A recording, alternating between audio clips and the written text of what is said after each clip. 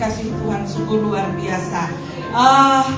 Siapa yang bangga punya Tuhan Yesus, tolong angkat tangan. Ya, saya juga bangga punya Tuhan Yesus. Bilang sama sebelah kanan dan sebelah kiri, saya pulang akan bawa berkat besar. Ya, saudara hari ini akan pulang membawa berkas-berkasnya. Amin, saudaraku. Karena gini, ada kuasa dari mulut kita. Dari dalam mulut kita ini ada kuasa.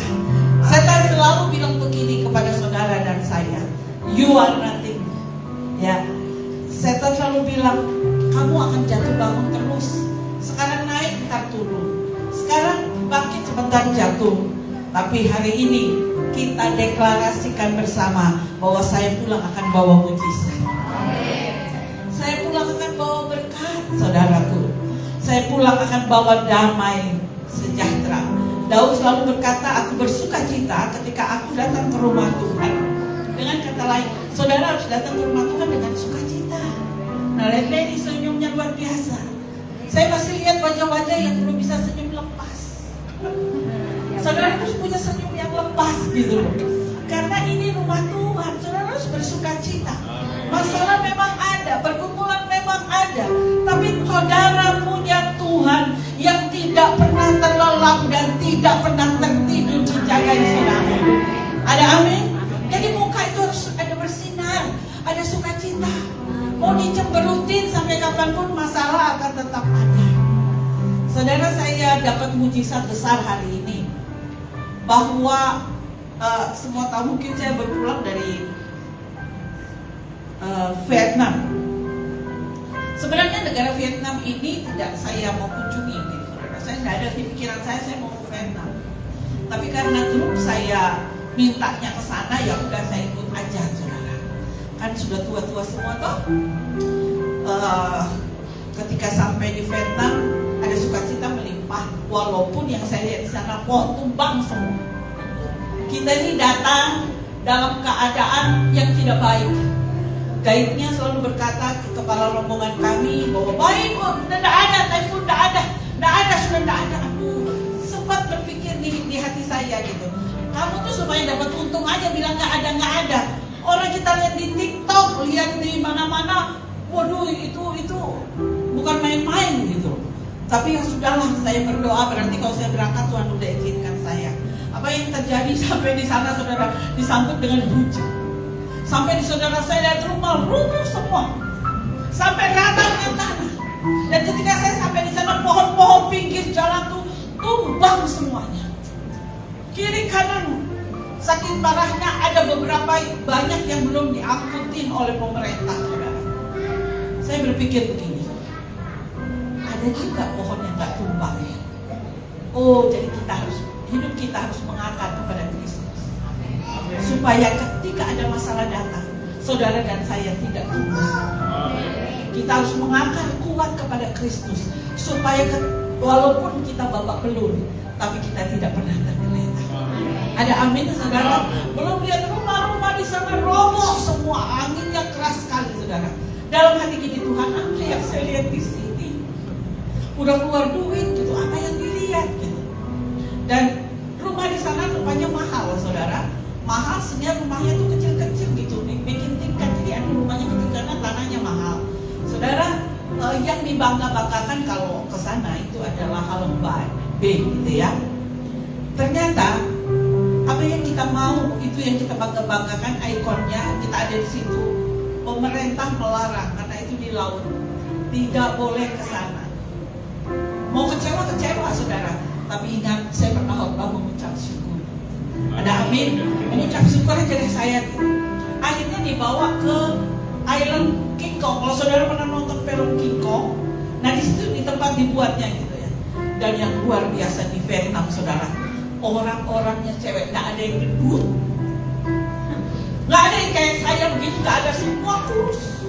Ternyata mereka bekerja keras. Yang dayung sampan itu, saudara, perempuan.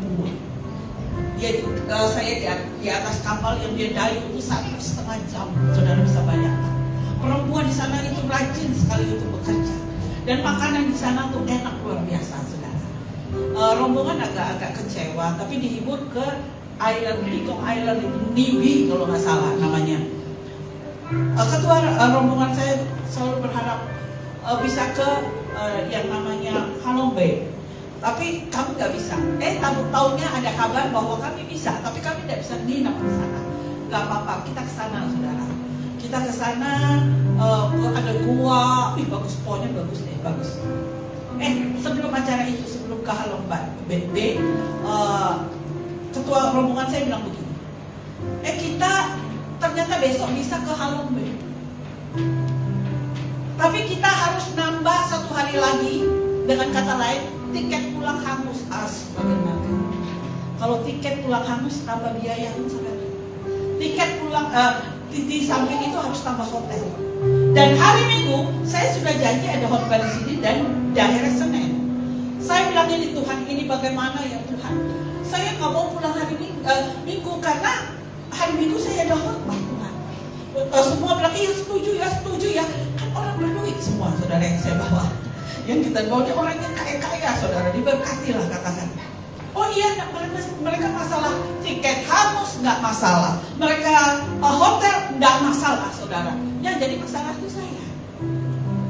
Ya kan, satu saya tidak bisa khotbah. Akhirnya saya ke dekat jendela, saudara, di bus saya menatap ke langit, saya bilang begini, Tuhan, saya mau khotbah hari Minggu.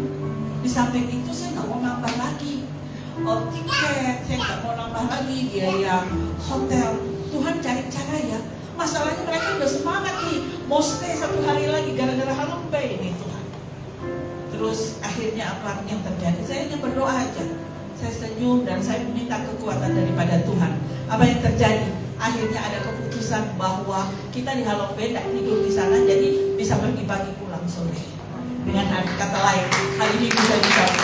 Oh, haleluya! Berikan tepuk tangan bagi Tuhan. Bagian kita adalah ngomong aja sama Tuhan. Tidak usah begitu, saudara. Pergi lagi ke tempat sutra di bawahnya yang mahal-mahal. Ada baju 6 juta, ada baju, aduh mahal banget, saudara. Saya bilang, aduh ini bukan bagian saya. Saya senyum-senyum. Tapi saya lihat ada selendangnya bagus, saudara. Ada selendangnya bagus, ini bagus. Tapi harganya haleluya 12 kali, saudara. Saya diam aja, saya tidak mau ngomong. Saya diam aja, karena kan kita harus apa yang ada pada dan kita itu yang kita pakai. Jangan melebih-lebihkan, jangan sampai utang kartu kredit tidak bisa bayar lagi kita. Gara-gara kita nggak bisa beli itu. Saudara, saya jalan, ini saya diam, ini saudara, ini bagus ya bagus. Belum tidak selamanya kita bisa beli. Gitu. Tiba-tiba ada ibu-ibu salah satu bilang begini ke saya, Ibu Debbie, Ibu Pendeta, ini untuk ibu. Apa ini untuk ibu? Maaf ya Bu, kalau nggak sesuai. Begitu saya buka, itu selendang yang saya kepengen. Oh haleluya, Tuhan itu dahsyat luar biasa loh saudara. Jadi gini, kalau saudara punya sesuatu itu ngomong aja sama Tuhan, gak usah minta. Apa yang tidak pernah kita lihat itu dalam hati Tuhan sediakan, saudara. Tidak saja sampai begitu, saudara. Saya lagi duduk, tiba-tiba Ibu Pendeta, kata ibu, ini ada sepatu, cuma saya takut Ibu Pendeta nggak suka sepatu ini. Aduh, apa saja saya terima. Oh, sepatunya bagus, saudara. Oh, haleluya. Terus tiba-tiba ada lagi datang, Ibu Pendeta, saya punya dolar cuma segini untuk Ibu Pendeta ya. Puji Tuhan. Bukan soal berkatnya ya, tapi kalau memiliki sesuatu dalam hatimu, ngomong aja sama Tuhan. Amin. Tuhan akan sediakan bagi saudara dan saya. Kita harus punya terobosan dalam hidup ini. Terobosan bukan hanya minta-minta, tapi terobosan dengan Tuhan. Saat kita menerobos dengan Tuhan, kita bisa melihat segala sesuatu yang tidak pernah kita pikirkan. Tuhan sediakan bagi kita. Yuk next kita lihat yuk. Khotbah saya hari ini adalah, tolong di PowerPoint, Hani. Iya. Temanya hari ini adalah menerobos. Next kita lihat. Kenapa sih kita menerobos? Ini masih di sana. Mereka bilang lagi gini ya. Nanti April kita ke Jepang ya. Haleluya 12 kali. Saya bilang iya nanti saya nabung aja.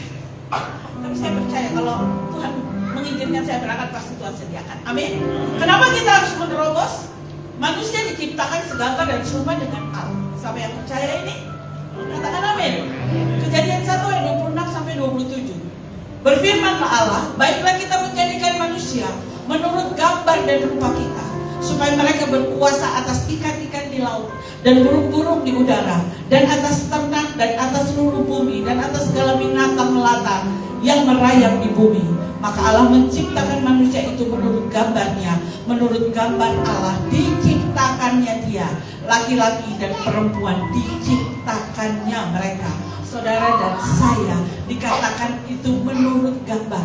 Manusia itu menurut gambarnya, menurut gambarnya Tuhan. Dalam diri saudara ada DNA-nya Allah, dalam diri saudara ada karakternya Allah, dalam diri saudara itu ada Allah. Dengan kata lain, jangan khawatir untuk masa depan. Amin, saudaraku. Karena di dalam dirimu tuh ada Allah, di dalam diri anak-anakmu tuh ada karakternya Allah. Kita suka lupa ini, kita berharga di mata Tuhan. Oleh karena itu syaratnya harus dekat dengan Tuhan. Oleh karena itu syaratnya harus melekat kepada Tuhan. Semuanya akan diberikan saudara ketika saudara dekat dengan Tuhan. Next kita lihat Mazmur 8 ayat 6-7. Namun engkau membuatnya hampir sama seperti Allah, dan telah memahkotainya dengan kemuliaan dan hormat. Engkau membuat dia berkuasa atas buatan tanganmu. Segala-galanya telah kau letakkan di bawah kaki. Saudara dan saya yang hadir ini berharga. Jangan ada yang mengatakan saudara tidak berharga. Saudara dan saya berharga di mata Tuhan. Amin. Nah, mengapa sih seri ini saya mengatakan saudara dan saya harus menerobos? Mengapa sih hari ini saya berkata bahwa saudara dan saya tidak boleh biasa-biasa saja? Ya, next kita lihat. Iya, do something must be better than do nothing. Ya, saudaraku, hidup yang menerobos adalah hidup yang mampu mendobrak batas-batas yang ada. Di mana batas-batas yang ada di depan bukan jadi penghalang. Ada amin, saudara-saudara. Nah, next kita lihat.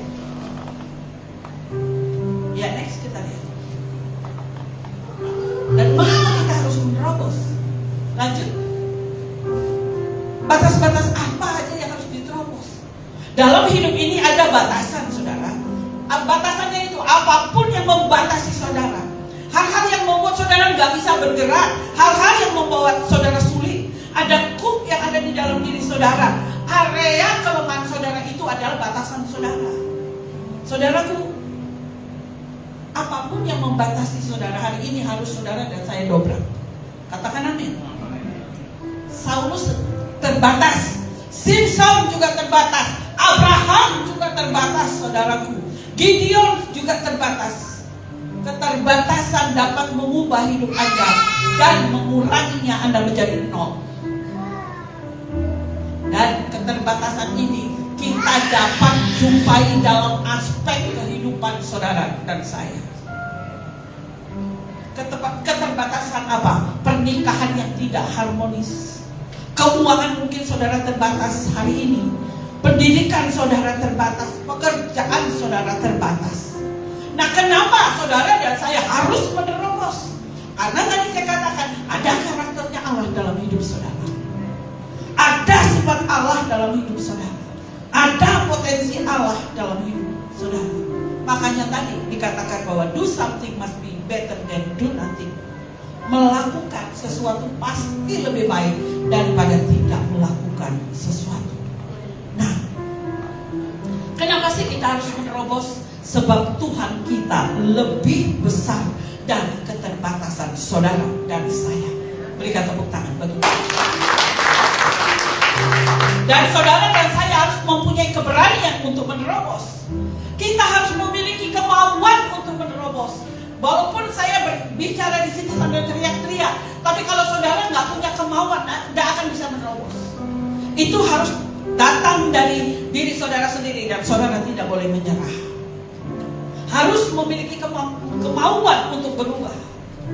Nah, sekarang masalahnya yang tadi saya katakan mau atau tidak untuk menerobos batasan-batasan saudara. Nah, firman Tuhan di Mazmur 139 ayat 14. Aku bersyukur kejadianku dahsyat dan ajaib. Ajaib apa yang Tuhan berikan bagi saudara dan saya. Tidak ada anak yang sama. Biar kembar pun sidik jari tetap berbeda. Dengan artinya bahwa Tuhan itu mengasihi saudara. Amin. Artinya kita hidup harus di atas rata-rata. Rata-rata apa? Dalam firman Tuhan. Nah, batas apa yang kita perlu terobos? Yang pertama, next kita lihat batas pikiran kita. Mika 2 ayat 13. Penerobos akan maju di depan mereka. Mereka akan menerobos dan berjalan melewati pintu gerbang dan akan keluar dari situ. Raja mereka akan berjalan terus di depan mereka. Tuhan sendiri di kepala barisan mereka. Siapa yang percaya bahwa Tuhan berjalan di depan saudara? Amin. Iya, batas pikiran. Sering sekali saya berkata begini, ada seorang bapak dan anaknya mancing. Berapa lama dia mancing? Sudah lama banget saudara. Ketika dia dapat ikan yang gede, anaknya senang banget. Wow, luar biasa, ikan pun gede pak. Ayo pak, nanti kita pulang aja, ini udah sangat besar. Bapaknya bilang, nak, gak usah nak, kita lepaskan kembali. Kenapa pak? Bukankah ini ikan yang besar? Bapaknya bilang, di rumah penggorengan kita kecil. Jadi nanti kita cari ikan yang kecil saja. Saudaraku, saya mau katakan kepada saudara, saudara dan saya harus maju bersama dengan Tuhan. Amin. Ya, batas pikiran. Ada seekor kutu anjing, saudara. Dia bisa melompat itu 300 kali dari tinggi tubuhnya. Satu kali dimasukkan dalam korek api. Dia melompat begini, saudara, kena kejeduk dengan dinding korek api. Dia lompat lagi, kejeduk lagi. Sehingga kemudian apa yang terjadi ketika dia dikeluarkan kutu anjing ini, saudara? Dia melompat tidak 300 tinggi tubuhnya lagi, tapi dia melompat hanya setinggi kotak korek api. Kita juga kadang-kadang begini. Nah, benar kan? Kita aja kan cuma bisanya begini. Nah, benar kan? Cuma inilah saya. No, saudara. Tuhan akan bawa saudara naik bukan turun. Tuhan akan mengangkat saudara jadi kepala bukan ekor. Yang setuju dengan berkata Tuhan. Next kita lihat. Bagi dia dapat melakukan jauh lebih banyak daripada apa yang kita pikirkan. Doakan saudara. Luar biasa Tuhan. Tuhan gak mau anaknya biasa-biasa saja. Tuhan mau anaknya luar biasa. Next. Kita lihat. Next. 3 pikiran yang harus diwaspadai. Pertama, perkataan tidak bisa. Ini ketika saudara bilang tidak bisa, ini mengecilkan diri saudara sendiri. Ketika diajak pelayanan, saya gak bisa. Diajak latihan apapun, saya gak bisa. Sampai hari ini loh, saya tunggu ibu-ibu di sini untuk belajar dari saya loh. Iya loh. Saya siap ngajarin loh. Tapi saya tunggu-tunggu, Bu, kapan kita diajarin puding art? Nggak ada. Bu, kapan saya diajari bikin garnish dari buah? Nggak ada. Nggak ada, benar saya nunggu-nunggu ini. You know, saya untuk bisa belajar itu saya bayar mahal. Dan ketika saya mau buat gratis, saudara nggak ada yang bilang sama saya. Nggak ada yang koordinir. Maksud saya sekarang saya nyindir ini. Haleluya. Iya, saya nyindir ini. Saya percaya apa yang saya ajarkan pasti bisa. Ini di rumah saya sedang ngajarin si Melvan sama si Tamara nyambung. Karena di rumah saya punya patung dari ini ada yang ada rambutnya. Mereka udah bisa pinter. Kan saya ngajarnya di lantai 2 ya. Ini caranya gini. Terus waktu saya di Vietnam, pulang dari Vietnam, Oma bilang begini, Debbie, itu kok mereka anak-anak sudah bisa bikin sasaan bagus, bikin belakang sanggulnya bagus. Dalam hati, Oma tidak tahu saya ajari mereka. Haleluya.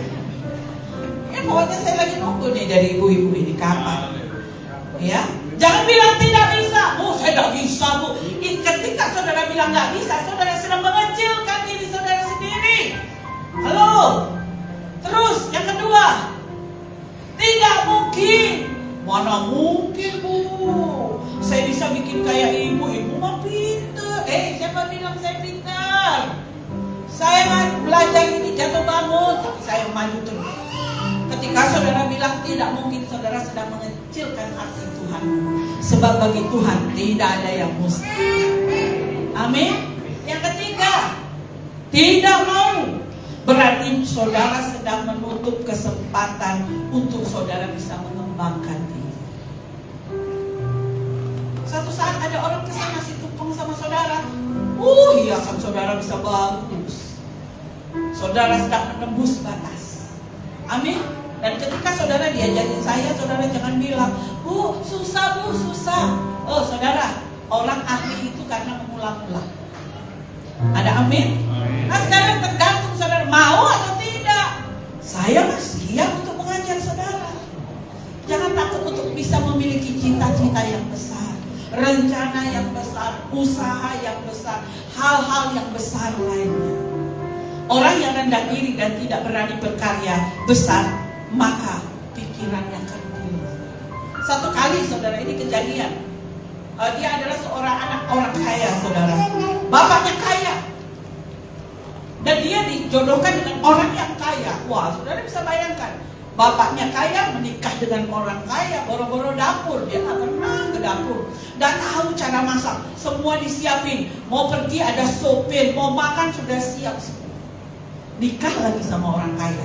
Hingga satu saat ya saudara, suaminya bangkrut, ayahnya juga bangkrut. Hari itu anaknya nangis, "Ma, aku belum makan."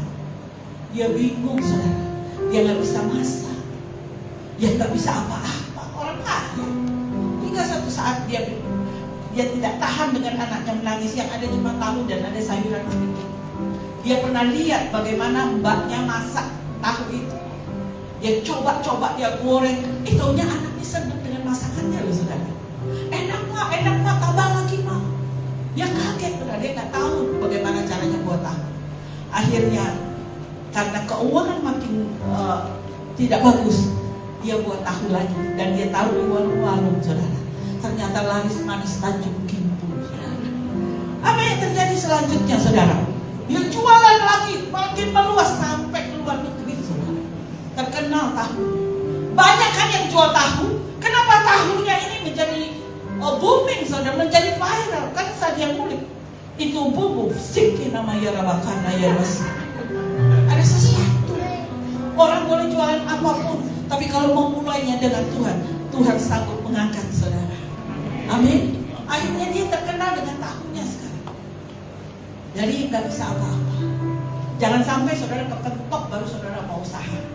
Sekali lagi, buka hatimu, buka pikiranmu, mari menerobos. Jangan lagi ada hal-hal yang menghalangi saudara. Tepuk tangan bagi saudara. Iya, orang yang rendah diri dan tidak berani berkarya besar karena pikirannya kerdil. Next kita lihat. Yohanes 14 ayat 12 berkata, "Aku berkata kepadamu, sesungguhnya barang siapa percaya kepadaku, ia akan melakukan juga pekerjaan-pekerjaan yang aku lakukan, bahkan pekerjaan-pekerjaan yang lebih besar daripada itu, sebab aku pergi kepada Bapa." Saudara akan melakukan perkara-perkara yang besar, lebih daripada yang Tuhan pernah ada di dunia ini. Saudara, di dalam Tuhan itu tidak peduli dari mana saudara berasal. Mau kulit saudara hitam putih, mau saudara kaya atau miskin, Tuhan gak lihat itu. Tapi Tuhan mau kita bekerja. Dan itu tidak terjadi dalam semalam. Diperlukan kerja keras, diperlukan ketekunan, diperlukan komitmen serta anugerah Tuhan untuk kita bisa melakukannya. Jadi dengan kata lain saudaraku, kita jadi anak Tuhan, kita jadi orang Kristen, janganlah jadi orang Kristen yang kering. Amin. Kita jangan jadi orang Kristen yang mati suri, saudara. Kita jangan jadi orang Kristen yang tidak bisa berubah. Mari saudara, jadilah orang Kristen yang segar. Katakan amin. Jadilah orang Kristen yang fleksibel. Jadilah orang Kristen yang selalu siap. Ini yang jadi kunci dalam hidup saya. Untuk Tuhan, saya selalu siap. Amin saudara. Ya, karena gini, ada ayat di Mika 2 ayat 13 tadi yang sudah saya bacakan, bahwa penerobos akan maju di depan mereka. Mereka akan menerobos dan berjalan melewati pintu gerbang dan akan keluar dari situ. Raja mereka akan berjalan terus di depan mereka. Tuhan sendiri di kepala barisan mereka. Ya, masalah, kesulitan, halangan, rintangan, saudara menerobos itu. Jangan menyerah. Ada amin saudaraku. Yang kedua, batas usia. Saya suka sekali yang usia ini. Next kita lihat.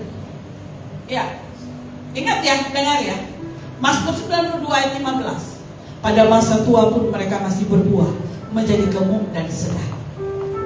Pada masa tua, ingat ya, semua yang ada di sini akan jadi tua. Walaupun tua tetap berbuah. Walaupun tua tetap gemuk dan segar. Bukan badannya yang mengembang, imannya yang mengembang. Amin, saudaraku. Harus segar di dalam tua. Usia bertambah, tenaga berkurang, tapi kasih Allah tetap sama, tak berkesudahan. Berikan tepuk tangan yuk bagi Tuhan. Saudara, kata tua itu pertama terlintas di benak saya adalah kondisi yang tidak memungkinkan. Disuruh pelayanan, mari pelayanan. Jangan, saya kan sudah tua, kasih yang muda-muda saja. Halo saudara yang hadir, jahe makin tua makin pedes. Tua-tua keladi, makin tua makin jadi untuk melayani Tuhan. Ada amin? Tebu itu makin tua makin manis, saudara. Mari kita menjadi manis di hadapan Tuhan. Menghasilkan buah itu menghasilkan sesuatu yang baik. Dimanapun ada kita menjadi panutan bagi banyak orang. Dimanapun ada kita, orang senang baku dekat dengan kita. Jangan sampai saudara kita jadi troublemaker dimanapun kita berada. Ya, semakin tua kita harus semakin cinta Tuhan. Bagi dunia berkata usia 58 ya Pak Pardede ya. Mana Pak Pardede? Pensiun alias retire, ya kan? Usia 100 tahun ke bawah tetap berapi-api, tetap refire bersama dengan Tuhan. Berikan tepuk tangan yuk bagi Tuhan. Ini loh, Allah itu tetap menggendong kita loh. Saya kemarin datang ke Vietnam itu sama orang-orang nenek-nenek yang usianya sudah ada yang 77, 70, ya rata-rata segitu. Saya kaget loh saudara, saya kaget. Kagetnya gimana? Mereka tuh kuat gitu loh. Mereka tetap kuat. Terus saya mikir, pasti makannya mereka jaga ya. Saya kadang-kadang berdosa dengan diri saya makannya kayaknya kurang berjaga-jaga deh. Begitu di sana mereka makan udang-udang yang segini itu saudara. Saya aja di dua mereka bisa 4. Nenek-nenek, oma-oma, daging, ya B2 itu, taruh. Belum lagi ini, lagi, saya dalam hati, kok mereka bisa umur panjang dengan makanan kayak begini? Terus Pak Abraham bilang gini, saya juga punya teman katanya, usia sudah 80, makan dia mau makan apa aja dia makan, tapi umur panjang. Ternyata kuncinya harus punya hati yang gembira. Persoalan sehari cukup sehari, saudara. Mereka kuat, saudara. Mereka jalannya kuat, gak pernah ketinggalan, saudara. Lihat yuk, yang ketiga, batas kemustahilan. Ya, saudara, ada seorang yang mengalami pendarahan 12 tahun. Sudah mustahil dia sembuh. Kemanapun dia pergi untuk minta pengobatan, tapi ternyata dia tidak sembuh. Hingga satu saat saudara dia dengar bahwa Yesus lewat saudara. Apa yang terjadi? Dengan merangkak saudara. Karena kalau orang yang sudah perdarahan kayak gini itu sudah, kalau di zaman dulu itu tertutup saudara. Ibaratnya najis. Dia berani saudara. Asal ku jamah saja jubahnya, maka aku akan sembuh. Amin saudaraku. Tidak ada yang mustahil di dalam Tuhan. Di dalam Tuhan selalu ya dan amin. Saudara, ada lagi namanya Rahab, saudara. Dia mengalami terobosan luar biasa. Ketika itu ada 2 pengintai untuk masuk ke tanah Kanaan, saudara. Rahab yang wanita tidak baik ini menolong mereka, saudara. Rahab mau keluar dari yang gelap menjadi terang. Dia katakan, jangan lupakan saya ya. Apa yang terjadi saudaraku? Rahab akhirnya diberkati Tuhan. Dari keturunannya adalah ujung-ujungnya ada Yesus di dalamnya. Saudara, next kita lihat. Ada janda di Lukas 18 1-3. Yesus kasih perumpamaan janda ini. Dia mengalami satu kasus. Dan hakimnya ini adalah hakim yang tidak takut akan Tuhan. Setiap hari dia datang ke hakim ini bilang, belalah aku, kasihanilah aku. Kemanapun dia pergi bertemu dengan hakim, belalah aku, belalah aku. Hakim ini berkata, ini perempuan satu ini selalu menosok kalau orang upah bilang, selalu cari saya terus, bikin saya bosan. Aku sudah saya bela, saya menangkan aja dia dah, daripada dia cari saya terus. Saudara, tidak ada yang mustahil, cari Tuhan terus. Kalau kau minta pembelaan daripada Tuhan, cari Tuhan. Hari ini belum dijawab, tetap cari dia. Nanti Tuhan akan jawab apa yang saudara doakan. Saudaraku, jangan percayakan logika kita, tapi percayakan Tuhan. 1 tambah 1 2. Tapi bagi Tuhan 5 roti 2 ikan bisa memberi makan 5.000 orang. Oleh karena itu mari kita menerobos. Jangan diam saja, ibu-ibu. Mari kita menerobos bersama. Bapak-bapak, mari menerobos bersama. Mungkin hari-hari ini tidak ada doa di dalam rumah tanggamu antara suami istri. Mari bangkit, buat terobosan, berdoa, minta kepada Tuhan. Tuhan akan bela hak saudara.